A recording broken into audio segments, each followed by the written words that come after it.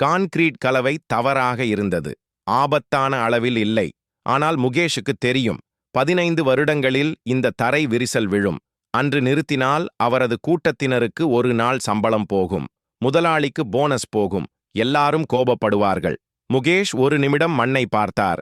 பிறகு போனை எடுத்தார். நிறுத்துங்க, கலவை சரியில்லை. அவர் சொன்னபடியே ஆனது. ஒரு நாள் வேலை நின்றது. முதலாளி கத்தினார். சில பேர் சிரித்தார்கள். இவன் அதிகமாக யோசிக்கிறான் என்றார்கள். உடனே எந்த பரிசும் வரவில்லை. ஆனால் 6 மாதம் கழித்து வேறொரு தளத்தில் ஒரு பெரிய ஒப்பந்தம் வந்தது. அந்த நிறுவனம் ஒரு ஃபோர்மேனை தேடியது. நம்பகமான ஒருவரை. முகேஷின் பெயர் முதலில் வந்தது.